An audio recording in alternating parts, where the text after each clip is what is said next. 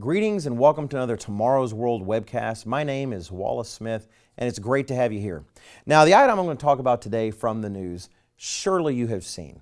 I can't fathom that anyone watching this has somehow escaped this item of news, but perhaps you have. It seems that the retailer Target, popular with many of us, is undergoing some major changes. Actually, let me read the title of this article from the August 9th Style blog of the Washington Post, written by Jessica Contreras. The title says, "Target will stop separating toys and bedding into girls and boys sections."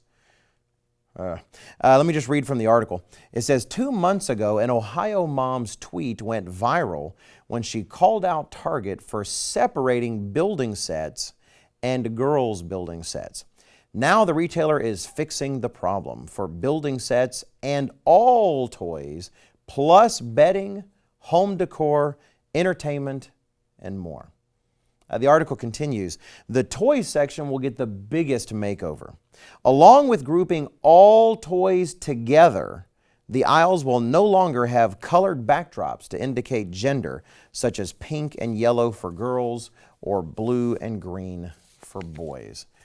Please, please, please, someone stop the insanity.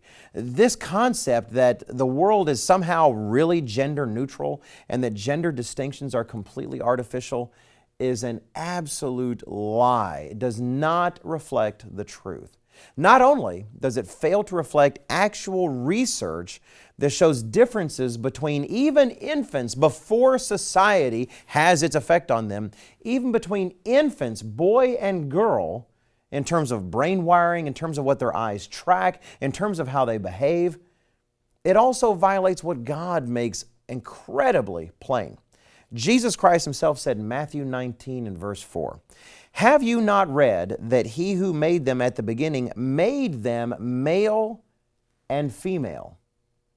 Clearly a distinction. He made them two different kinds of human beings, both of whom comprise humanity, one of whom would be insufficient.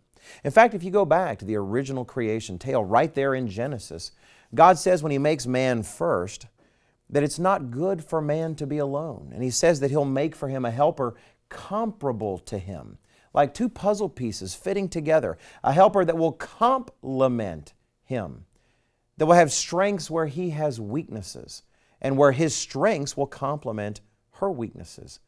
Humanity is complete together. Man and woman by themselves simply don't cut the mustard because there are differences in the genders.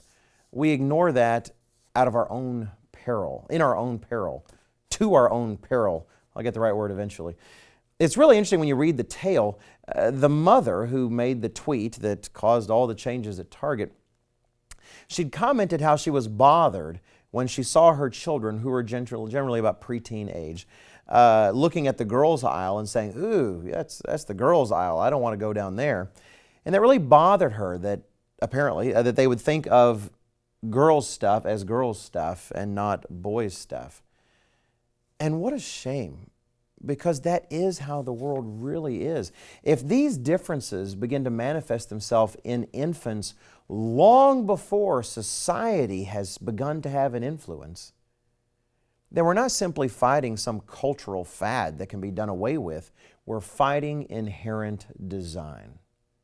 I absolutely guarantee you that if we continue to force this illusion of a gender-neutral reality on younger and younger ages of children, we will damage them and will damage the society that they'll be crafting in the future. In fact, anytime you go against God's design and purpose, the result is always harm and damage. Target, I do hope you get on Target sometime soon. Thank you for watching. I hope this webcast has been beneficial. Do check us out on tomorrowsworld.org as well as our Facebook and Twitter sites.